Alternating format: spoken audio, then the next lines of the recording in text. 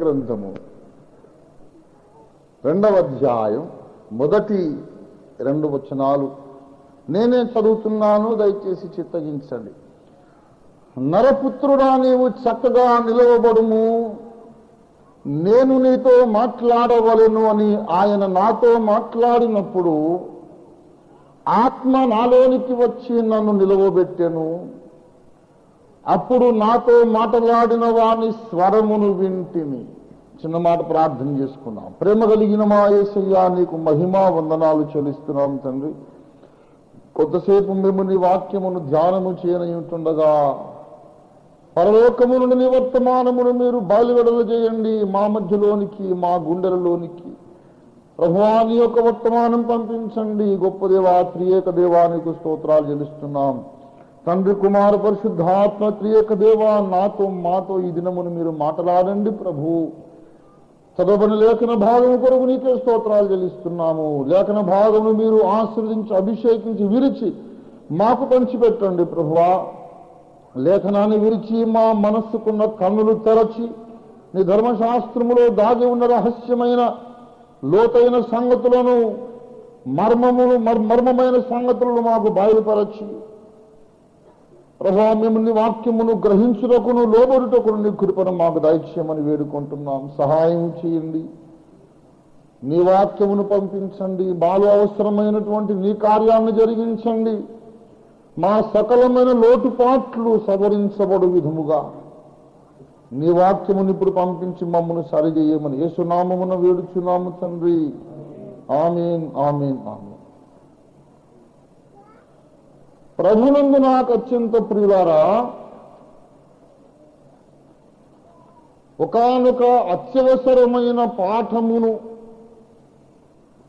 సార్వత్రిక సంఘ క్షేమాభివృద్ధి కొరకు ఈ స్థానిక సంఘములో ప్రకటించుట పరిశుద్ధాత్మ దేవుని చిత్తమైనది. అత్యవసరమైనటువంటి సంగతులు, అత్యవసరమైనటువంటి వర్తమానము సుదీర్ఘమైనదే కానక్కరలేదు. వాస్తవానికి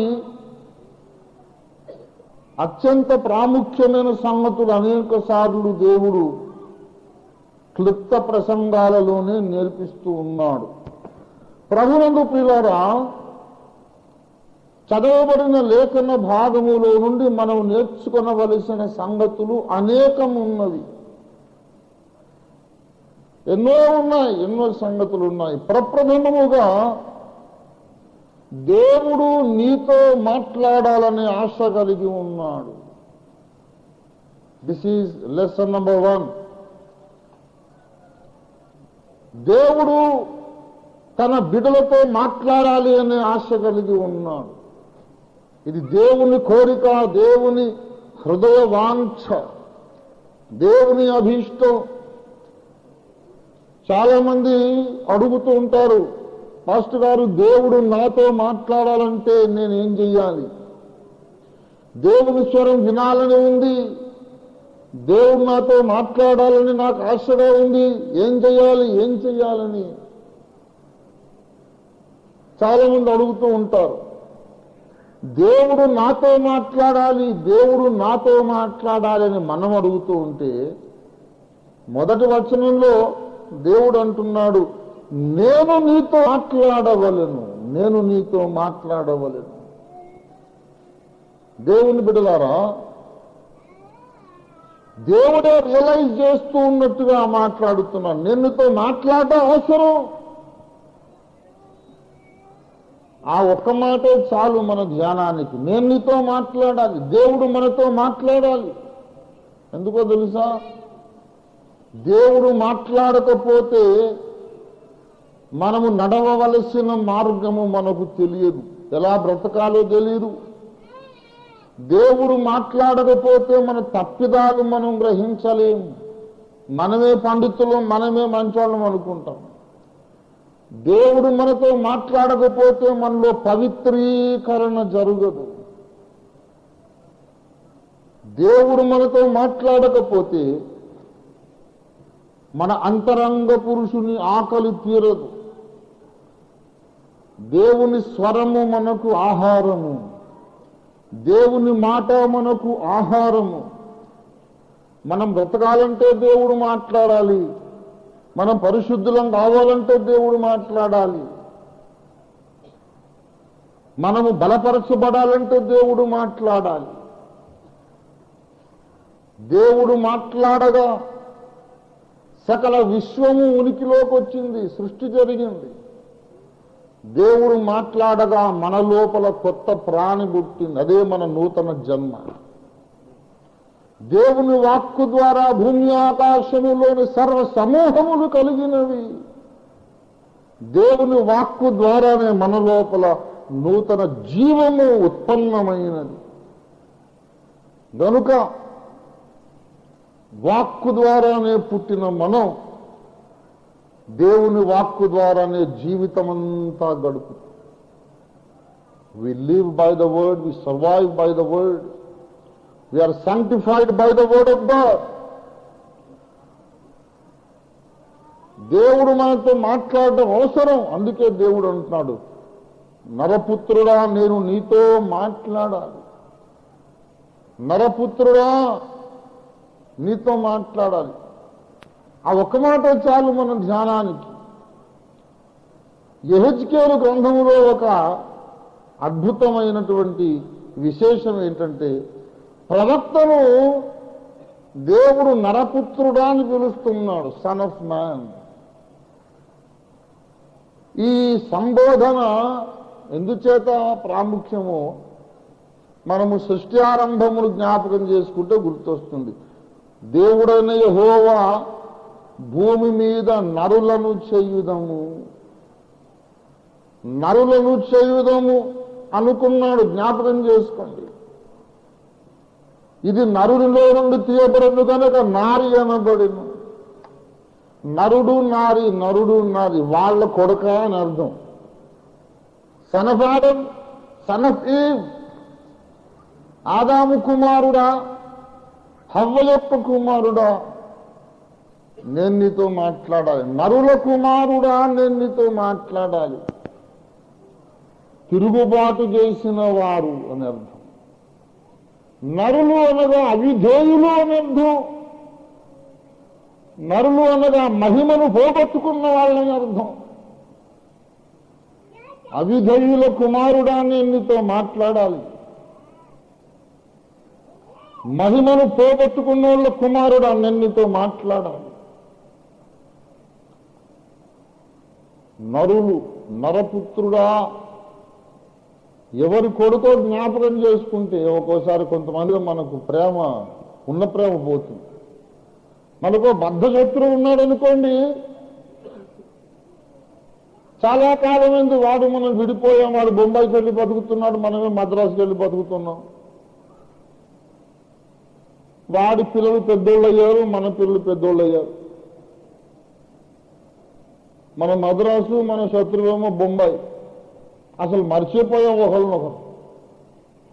వాళ్ళ పిల్లలు మన పిల్లలు హైదరాబాద్లో చదువుకోవడానికి వచ్చారు అనుకోండి, ఫ్రెండ్స్ అయిపోయారు కాలేజీలో.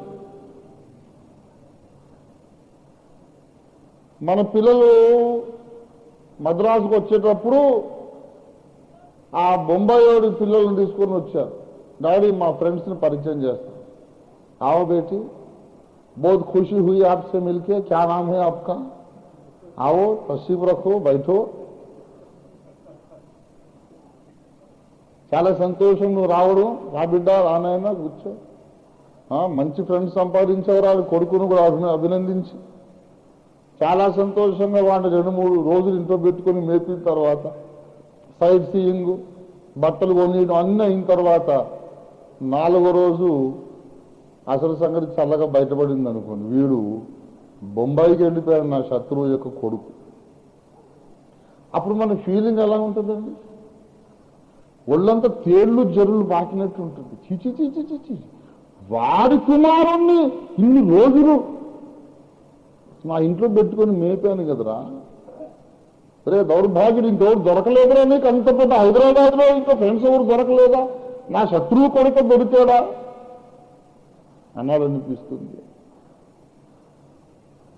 ఫలానా వాళ్ళ పిల్లలు మనకు అన్ని విధాల ద్రోహం చేసి, అన్ని విధాల అన్యాయం చేసి, అన్ని విధాలకు నష్టం చేసిన వాళ్ళ పిల్లలు ఎవరన్నా వస్తే ప్రేమగా కావలించుకుంటామా?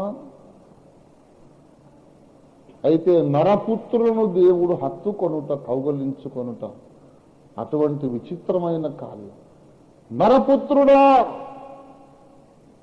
నేను నీతో మాట్లాడాలి. దేవుడు మన ఆరిజిన్ మరచిపోయి ప్రేమించట్లేదండి, మన ఆరిజిన్ జ్ఞాపకం ఉంచుకొని ప్రేమిస్తున్నాడు. That's what makes him so wonderful.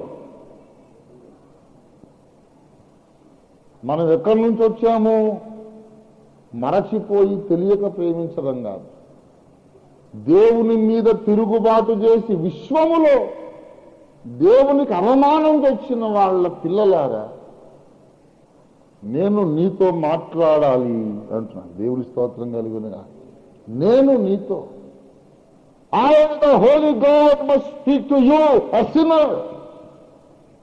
పరిశుద్ధుడైన నేను పాపివైన నీతో మాట్లాడాలి. What a unmatched love, matchless love. నేను నీతో మాట్లాడాలి, నేను నీతో మాట్లాడాలి, అది దేవుని ఆశ. రెండో సంగతి, నేను నీతో మాట్లాడాలి అని దేవుడు ఆశపడుతున్నాడు. కానీ ఎంత ఆశ ఉన్నా అందరితో ఆయన మాట్లాడడు. He wants to speak to each and every one of us. ప్రతి ఒక్కరితోనూ మాట్లాడాలని ఆశ ఉంది, కానీ అందరితో మాట్లాడడు. I'm speaking as clearly as I can. ఒక కండిషన్ చెప్తాడు, నరపుత్రుడా, నేను నీతో మాట్లాడాలి, నీవు చక్కగా నిలబడు. మాట్లాడాలని ఉంది, కానీ మాట్లాడలేకపోతున్నా. నువ్వు నిలబడ్డ విధానం సరిగాలేదు. మాట్లాడాలని ఉంది, కానీ మాట్లాడలేకపోతున్నాను. నీ బ్రతుకు సరిగా లేదు. నీతో మాట్లాడాలని ఉంది, కానీ నేను మాట్లాడలేకపోతున్నాను. నీ జీవితంలో వంకర టింకర ఉంది. నరపుత్రుడా, నీతో మాట్లాడాలి, నువ్వు సరిగా నిలబడు. అంటే ఎట్లా నిలబడితే నీరం పోయింది లేదయ్యా, మాట్లాడు. నా చెవులు బాగానే పనిచేస్తున్నాయి, మాట్లాడరాదు. వింటాను, పడుకొని వింటా, కూర్చొని వింటాను, తల కిందలో శీర్షాసనం వేసి వింటా, పిల్లి మోకలు వేస్తూ వింటాను. ఏ పొజిషన్లో ఉంటే నీదేమైందయ్యా, నా చెవులు పనిచేస్తున్నాయి అంటే ఆయన మాట్లాడడు. అది పద్ధతి కాదు. మనం నిలబడిన విధానము సరిగా ఉండాలి. నువ్వు సరిగా నిలబడు, సరిగా నిలబడు. దేవుని ఎదుట మనం నిలబడుచున్న విధానము ఎలా ఉన్నదో అది చాలా ప్రాముఖ్యమైన విషయం. ఎఫెసీ పత్రిక 6వ అధ్యాయం, ఎఫెసీ పత్రిక 6వ అధ్యాయం 13వ వచనం చూడండి. అందుచేతను ఆపద్దినమందు వారిని ఎదురించుటకును సమస్తము నెరవేర్చిన వారై నిలువబడుటకు. ఎలా నిలబడాలంట? ఎలా నిలబడాలి? అందరూ చెప్పండి. సమస్తమును నెరవేర్చిన వారమై మనము దేవుని ఎదుట నిలువబడవలెను. ఎలా నిలబడాలి? సమస్తము నెరవేర్చిన వారమై. అంటే అర్థం ఏంటి? ఏమేమి చేయమని ప్రభు చెప్పాడో దాన్నంతా చేసిన వారమై నిలబడాలి. చక్కగా నిలబడ్డం అంటే అది. ప్రైమ్ మినిస్టర్ గారు, ప్రెసిడెంట్ ఆఫ్ ఇండియానో, లేకపోతే ముఖ్యమంత్రి, అంత దూరం ఎందుకు? మన జిల్లా కలెక్టర్ గారు మన ఇంటికి వచ్చి కూర్చున్నారు అనుకోండి ముందు గదిలో, వాళ్ళ ముందు ఎలా నిలబడతాం మనం? చెప్పండి, చిత్తం చెప్పండి, సెలవు ఏమిటయ్యా మీ ముఖం అలా తగలబడింది ఏంటని చెప్తాం సార్. పెద్దలు దయ చూపాలి. అయ్యా తమరు దయా చిత్తం సార్.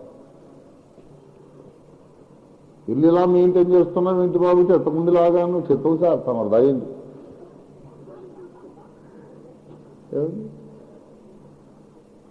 పెద్దవాళ్ళ ముందు ఎంతో మర్యాదగా నిలబడతాం. అదే మనం ఇష్టంగా గోడకు ఇట్లా ఆనుకొని నడువు చేయి పెట్టి ఏంటి కలెక్టర్ గారు చెప్పండి అని అంటామా?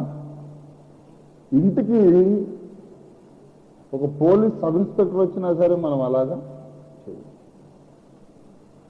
నేను కూడా ఎవరైనా వాక్యం డౌట్లు ఎవరన్నా అడిగేవాళ్ళు పడుకొని బోర్లో పడుకొని ఏదో మామూలుగా ఒక టైంపాస్ కొరకు అడిగినట్టుగా అడిగితే నేను చెప్పను, నాకు తెలియదు అనేస్తాను, ఇది టైం కాదు అనేస్తాను. లేకపోతే మరీ దగ్గర వాడైతే తిడతాను. అందరినీ తిట్టాను నేను, నా సొంత వాళ్ళు అనుకుంటే తిడతాను. లే సరిగా కూర్చో, బుద్ధి లేదు. ఏంటో వాక్యం అడుగుతున్నావు పడుకొని అడుగుతావా? లే సరిగా కూర్చో, కుదురుగా కూర్చో, భయం లేదు ఒంట్లో. చెప్పన్నయ్యా చెవులు పనిచేస్తున్నాయి, ఈ పని చేయకుండా చేస్తాను, నాకు తిక్కరేగింది, అది సరిగా కూర్చో అని కోపడతాను. దేవుని బిడ్డలారా, దేవుని సన్నిధిలో సరిగా నిలబడుట అనే అనుభవం లేకుండా దేవుని స్వరాన్ని ఎవరు వినలేదు. దేవుడు నాతో మాట్లాడాడు, దేవుడు నాతో మాట్లాడాడు. దినకరన్ గారు 79వ సంవత్సరంలో ప్రసంగం చేశారు, నాకు బాగా జ్ఞాపకం. అదే మొదలు ఆయన సెకండ్ బ్యాడ్కు హైదరాబాద్ పరిచయం కావడం, వెస్లీ బాయ్స్ కాలేజ్ గ్రౌండ్స్లో నేను కూర్చున్నా. అప్పుడు ఇంకా ఫుల్ టైం సేవకు రాలేదు, అక్కడక్కడ సేవ చేస్తున్నాను. చాలా powerful message. No man can hear the voice of God without the anointing of the Holy Spirit. పరిశుద్ధాత్మ శక్తి లేకుండా ఎవరునూ దేవుని స్వరాన్ని వినలేదు. పరిశుద్ధ జీవితం లేకుండా ఎవరు దేవుని స్వరాన్ని వినలేరు. మళ్ళీ గుర్తు చెప్పారు, నాకు బాగా జ్ఞాపకం. దేవుని బిడ్డలారా, నేను నీతో మాట్లాడవలను అంటున్న దేవుడే నేనిప్పుడు మాట్లాడలేకపోతున్నానని తన నిస్సహాయతను వ్యక్తం చేస్తున్నాడు.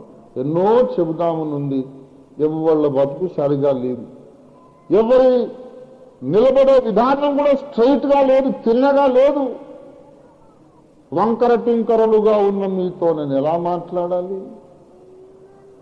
మనం సరిగా నిలబడితేనే ప్రభు మనతో మాట్లాడగలుగుతాడు. దయచేసి పరమగీతం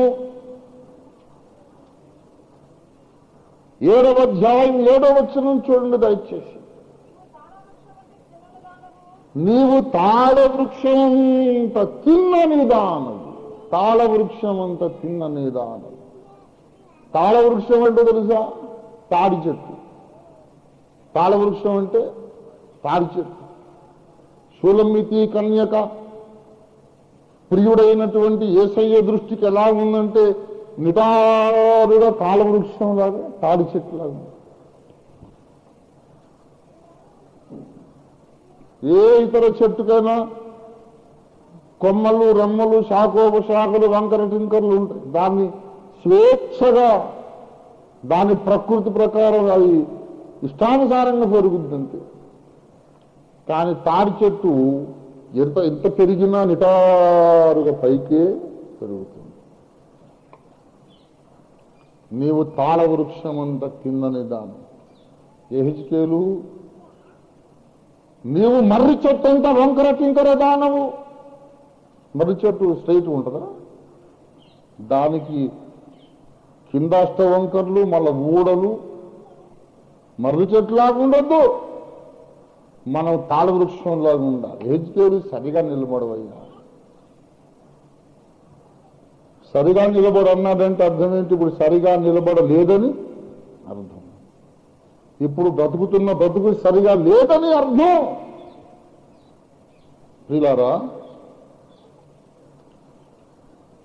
ఇంకొక మాట కూడా గమనించండి. నీవు సరిగా నిలబడుము అని ఆయన మాట్లాడుతున్నాడు. అనేక సంవత్సరాల నుండి మనతో ప్రభువు మాట్లాడుతున్నారు. నా పిల్లలారా, మీ ప్రార్థన జీవితం సరిగా లేదు, కట్టుకోండి.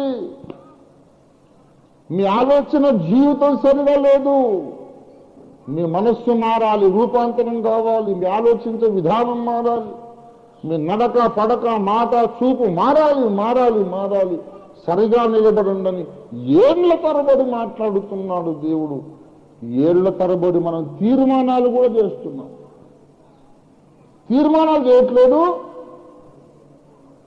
ఇప్పటి నుండి సరిగా నిలబడతాను. ప్రతి ఆదివారం ఒక తీర్మానమే. ప్రతి డిసెంబర్ 31 రాత్రి ఒక తీర్మానం. ఈ సంవత్సరం నుండి సరిగా జీవిస్తాను.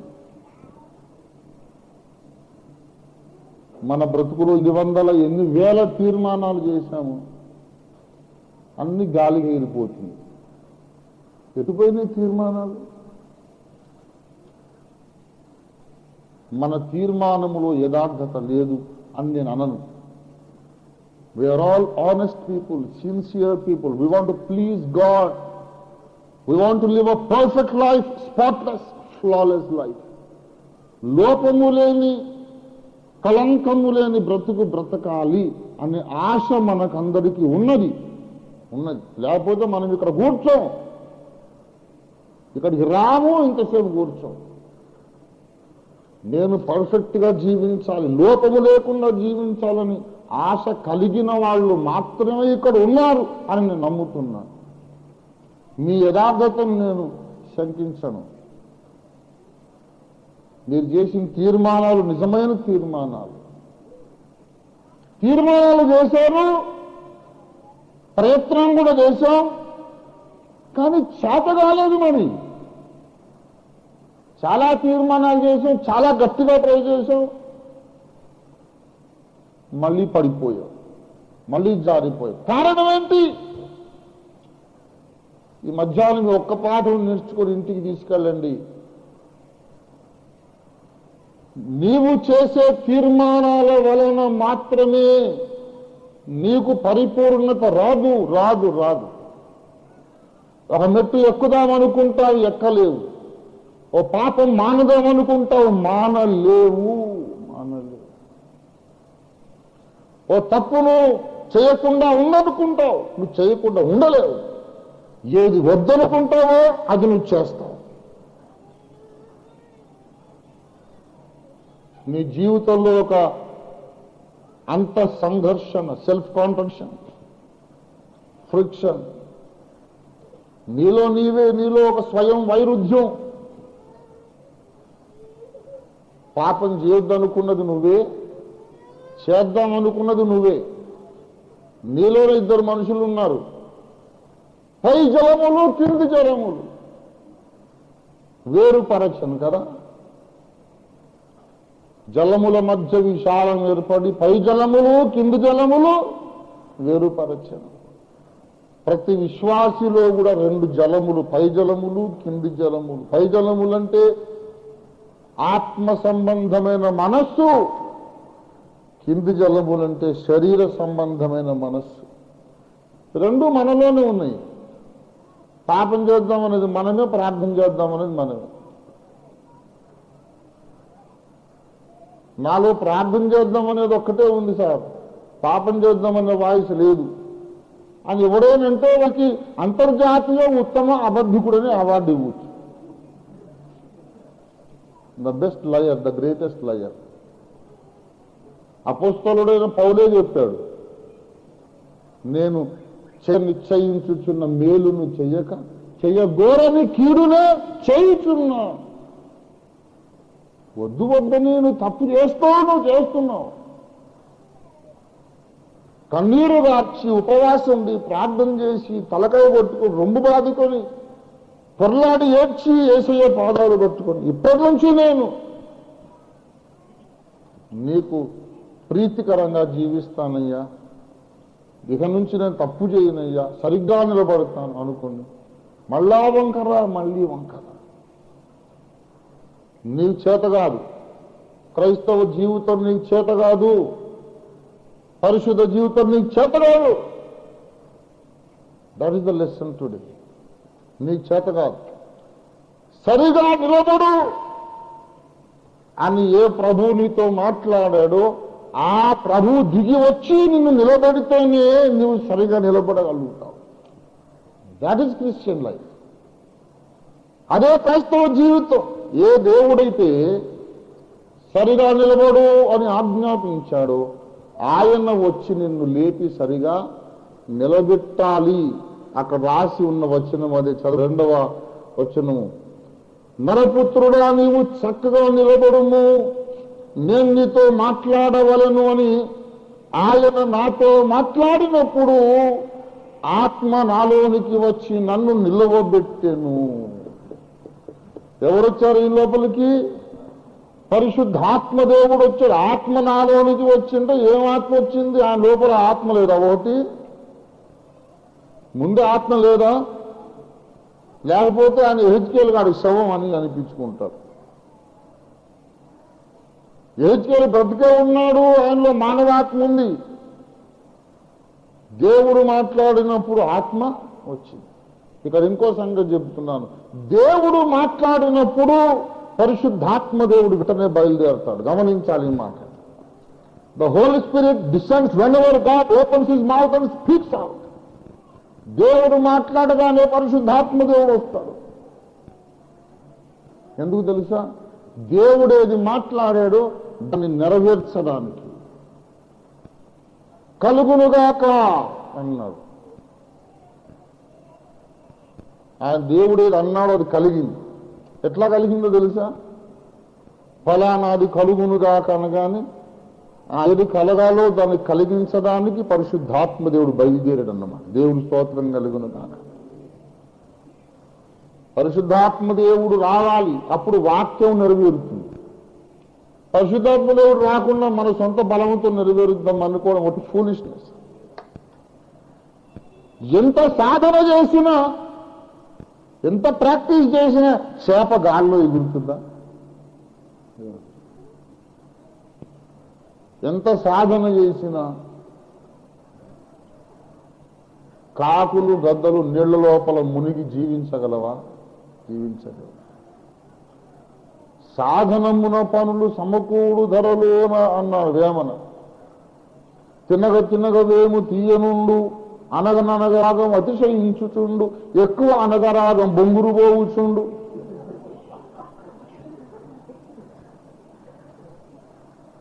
అనగననగా రాగము అతిశయించి, తినగ తినవేము తీయనుండు, సాధనమున పనులు సమకూరు ధరలోన. సాధనమున కొన్ని పనులే సమకూడు, అన్నీ కాదు. సాధనమున కుక్క మ్యావ్ మ్యావ్ అనగలదా? ఎంత సాధన చేసినా పిల్లి భౌ భౌ అనగలదా? అనదు. దానికి భౌభవం నేర్పించినా సరే అది జ్ఞామ్యాం అన్నట్టే ఉంటుంది. ఏమండి? కొన్ని సహజముగా రావాలి, సహజముగా రావాలి. పిల్లి వెళ్ళి కుక్కను అడిగింది అనుకోండి, కుక్క కుక్క భలే మరుగుతున్నావు, నువ్వు ఎలా ప్రాక్టీస్ చేసావు, ఏ కాలేజీలో నేర్చుకున్నావు? ఆ స్కూల్లో నన్ను కూడా నేను కూడా చేరుతాను, నేను కూడా నేర్చుకుంటాను. అంటే స్కూల్లో చేరితే వచ్చేది కాదు, రక్తంలో రావాలి. దేవుని స్తోత్రం కలుగును గాక. హల్లెలూయా.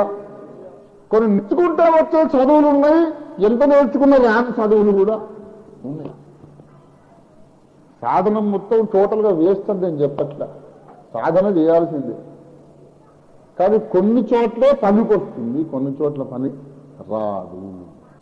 అసలే సాధించదు.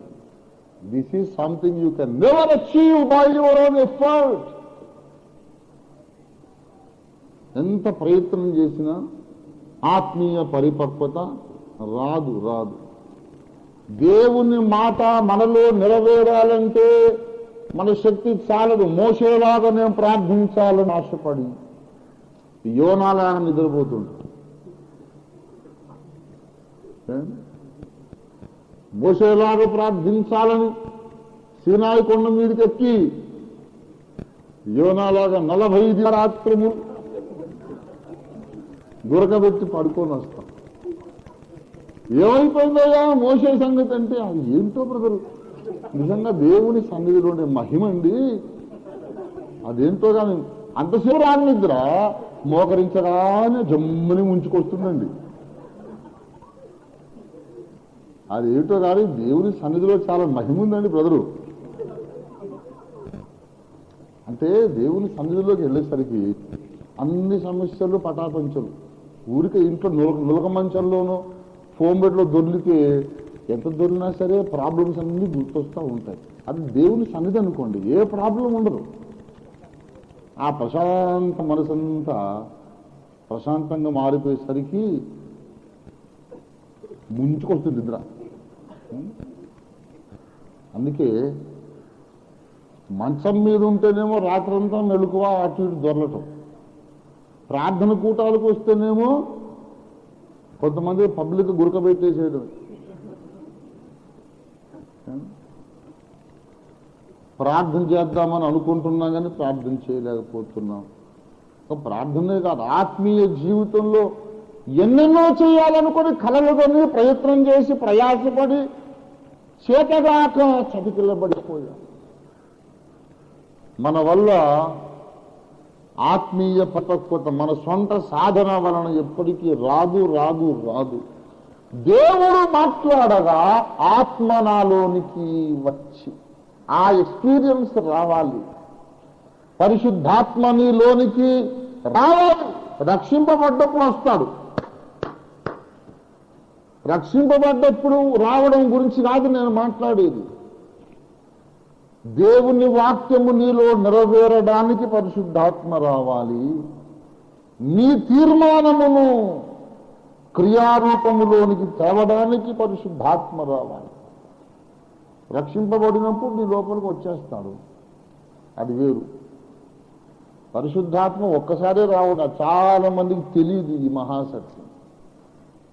పరిశుద్ధాత్మ ముందే లోపల మళ్ళీ రావడం ఏంటండి నాన్ సెన్స్ అని మాట్లాడతాడు. నిజంగా ఎంత అజ్ఞానంలో బ్రతుకుతున్నారో క్రైస్తవులు, బోధకులు, రెవరెండ్లు కూడా. పరిశుద్ధాత్మ మనలో ఉంది కదా, మళ్ళీ రావడం ఏంటి? ఇప్పుడు బ్రదర్ మీరు ఈ రూమ్లో ఉన్నారు, ఓఫిర్ గారు ఉన్నారు ఈ రూమ్లో. ఓఫిర్ గారు మళ్ళీ రమ్మంటే బయట నుంచి రాగలదా అని అడుగుతున్నాడు నన్ను ఒక ఆయన. మీరు ఈ గదిలో ఉన్నారండి, మళ్ళీ ఓఫిర్ గారు రండి అంటే బయట నుంచి మీరు వస్తారా? మీరు ఉన్నారు కదా. అలాగే పరిశుద్ధాత్మ మనలో ఉన్నాడు, మళ్ళీ రమ్మంటే రాడు, ఉన్నాడు అంతే లోపల. ఓఫిర్ గారు బయట నుంచి రాలేడంటే నేనేమన్నా పరిశుద్ధాత్మనా? నేను మనిషిని, ఆయనేమో అనంత దేవుడు. డిఫరెన్స్ లేదు. నేను గదిలో ఉండి మళ్ళీ రాలేను, పరిశుద్ధాత్మ దేవుడు ఉంటాడు, మళ్ళీ వస్తాడు. పరిశుద్ధాత్మ దేవుని గాలితో పోల్చారు. ఉత్తర వాయువు ఏతంచుము, దక్షిణ వాయువు ఏతంచు. పరిశుద్ధాత్మ వచ్చినప్పుడు వేగముగా వీచు గాలి వంటి ఒక ధ్వని వారు కూర్చున్న ఇల్లంతా నిండెను. గాలి లేదేమి లేదు కానీ గాలి వంటి ఒక ధ్వని. ఆ కిటికీ పరదాలు తలుపులు మొత్తం చిందరవందరి తలుపులు కొట్టుకొని గడబడేం రాలేదు. రివ్వని గాలి వచ్చిన ధ్వని మాత్రమే వచ్చింది. పరిశుద్ధాత్మ దేవుడు గాలితో పోల్చబడ్డాడు.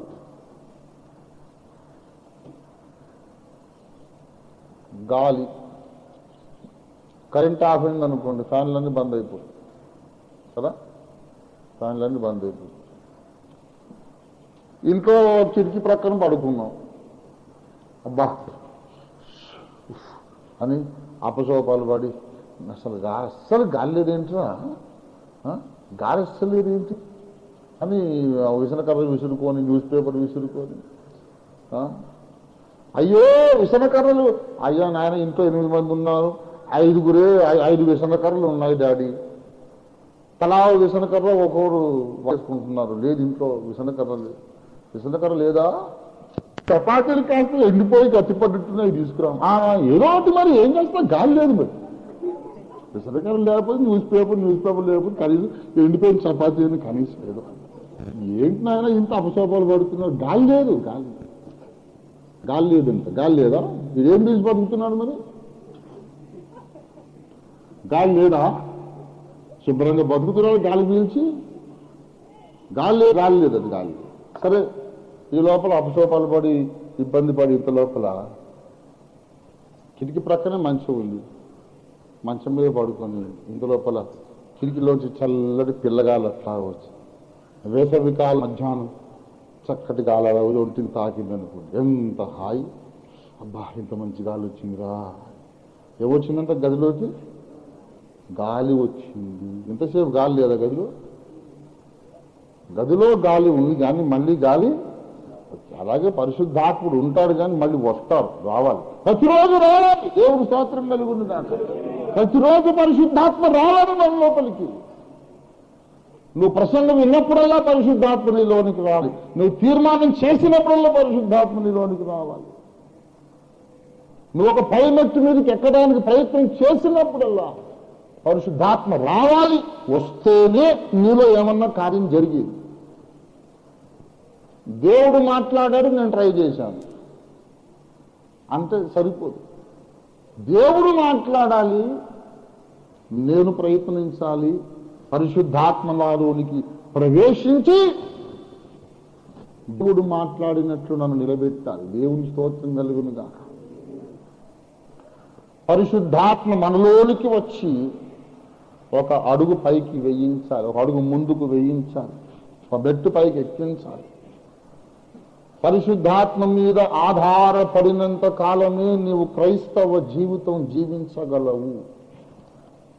పరిశుద్ధాత్మ మీద ఆధారపడినంత కాలమే నీవు అడుగు ముందుకు వేయగలవు, ఎదుగగలవు, నేర్చుకోగలవు, పెరగగలవు.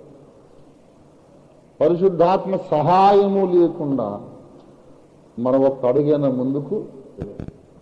క్రైస్తవ జీవితం అనగా అర్థం ఏంటంటే దేవుడిచ్చిన ఆజ్ఞ ప్రకారం దేవుడు మనలోనికి వచ్చి మనలను జీవింప చేయడమే క్రైస్తవ జీవితం. క్రైస్తవ జీవితం అనగా దేవుని కొరకు మనం బ్రతికేది అని చాలా మంది అనుకుంటున్నారు. తప్పు నాయన. నా చిట్టు తమ్ముళ్ళు, చిట్టు చెల్లెళ్ళు ఆ ఉద్దేశం మానుకోండి. యోహా కూడా పత్రిక రాస్తున్న చిన్న పిల్లలారా అన్నారు. So many Christians are spiritual babes. కాలమును బట్టి చూస్తే పెద్దోళ్ళు కావాలి, బోకులు కావాలి, కానీ ఇంకా మీరు పసిపిల్లలై ఉన్నారు. That's a very childish thought that you can live a Christian life for God. That's a childish thought. ऐसा हरगिज नहीं हो सकता.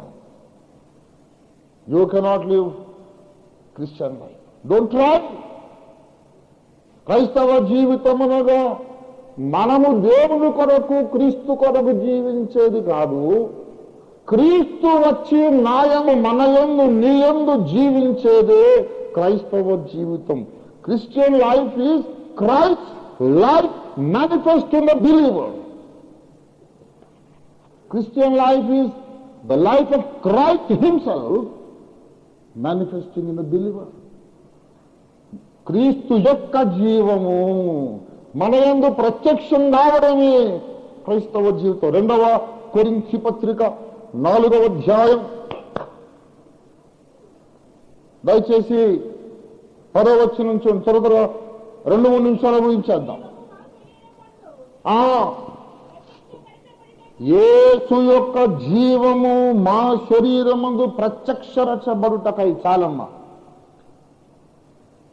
ప్రత్యక్షపరచబడుట. ఏం ప్రత్యక్షపరచబడుతోంది? యేసు యొక్క జీవం. ఆయన మనుషుల దయలో, దేవుని దయలో వర్ధిల్లాడు, దేవుని చిత్తము జరిగించాడు, లేఖనాలు నేర్చాడు. ఈయన నా ప్రియకుమారుడు అని సాక్ష్యము పొందాడు. ఈయన యందు నేను ఆనందించుచున్నాను అనే సాక్ష్యం తండ్రి నుండి పొందాడు. ఏ జీవము కలిగి యేసు పరమ తండ్రి యొక్క సాక్ష్యము, ఆమోద ముద్ర పొందాడు. ఆ యేసు యొక్క జీవం నీలో నాలో ప్రత్యక్షము కావడమే క్రైస్తవ జీవితం. ఆ అనుభవానికి రండి. Don't keep on trying to live a life of a hire order, hire holiness, better Christian life. You will keep on failing. No matter how you try, you still will fail inevitably. మనము జీవించగలిగితే, మనము యేసు యొక్క జీవాన్ని మనం అనుకరించగలిగితే పరిశుద్ధాత్మ దేవుడు ఇవ్వనక్కర్లేదు. You will live a life like Christ, only Christ lives in you.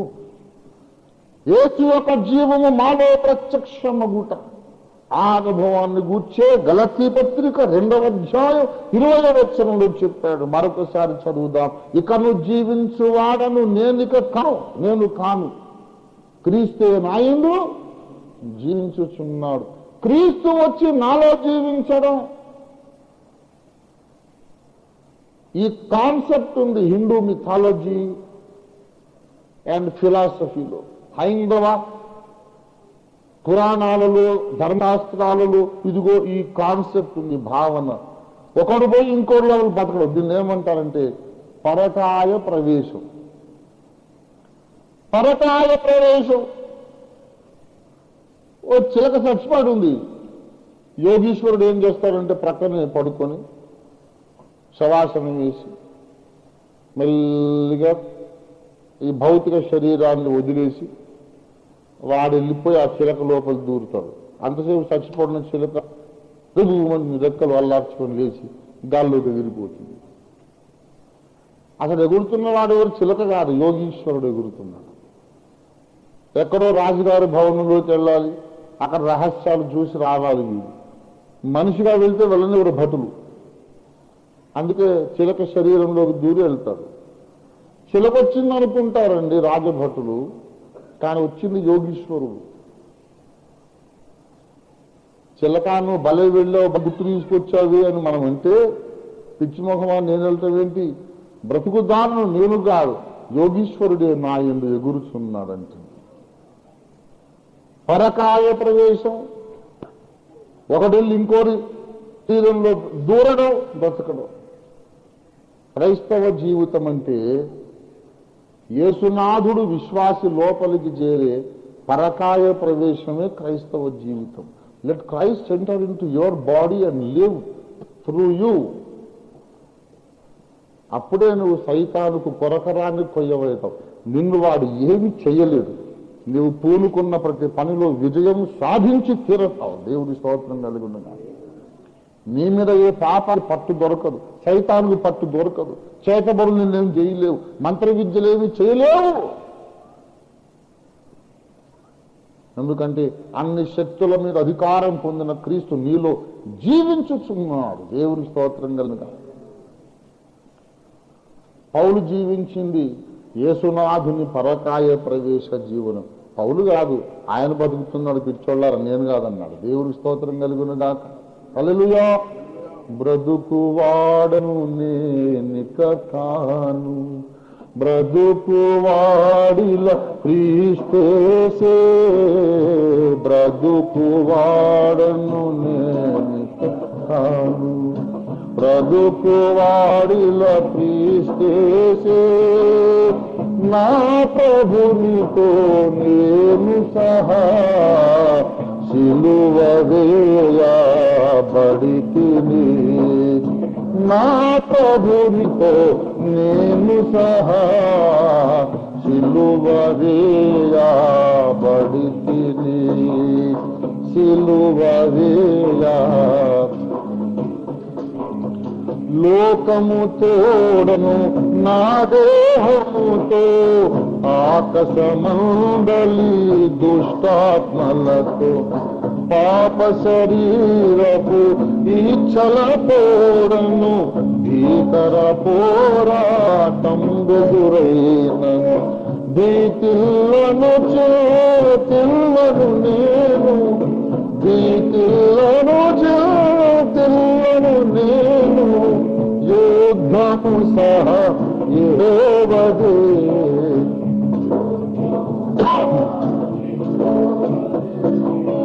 బ్రతుకువాడను నేనిక,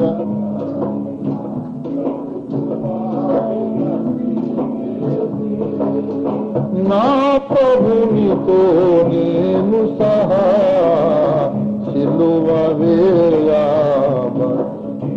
ఆమేన్. నా ప్రభునితో నేను సహా పడితిని సిలువ.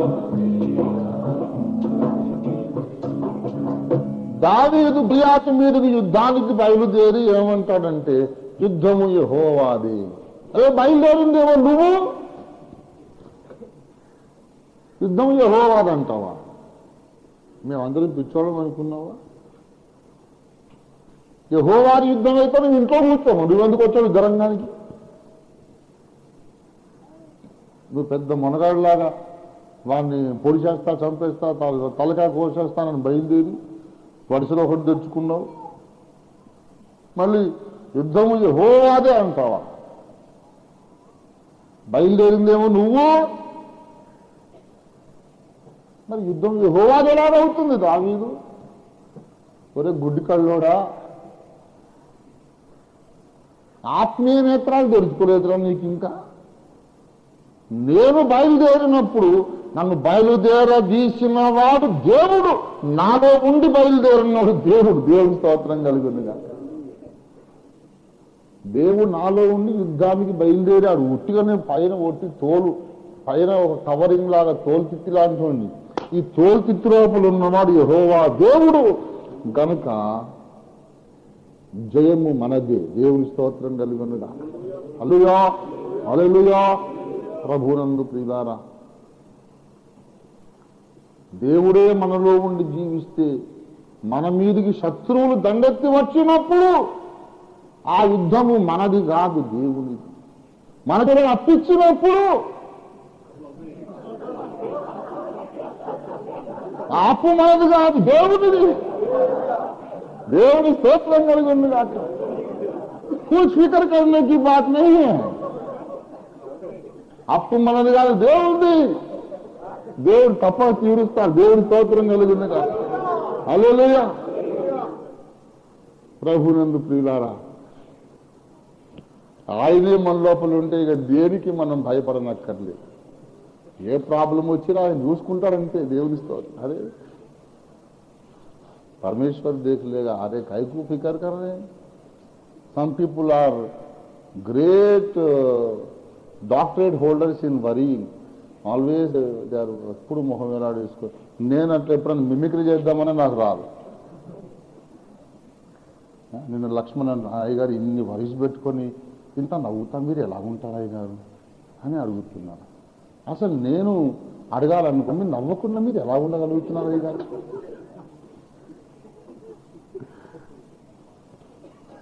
యెహోవా విమోచించిన వారు ఆనందగానములతో సియోనుకు వచ్చినప్పుడు వారి నాలుగు ఆనందగానములతో నిండి ఉండేది. సమస్యలు లేక కాదు, వారి నోటి నుండి నవ్వు ఉంటాను.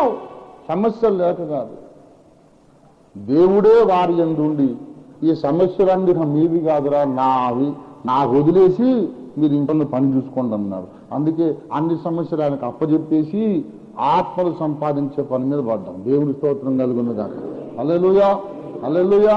ప్రియులారా, మనము క్రైస్తవ జీవితం జీవించాలంటే దేవుడు మాట్లాడాడు, నేను ట్రై చేశాను అనే కాన్సెప్ట్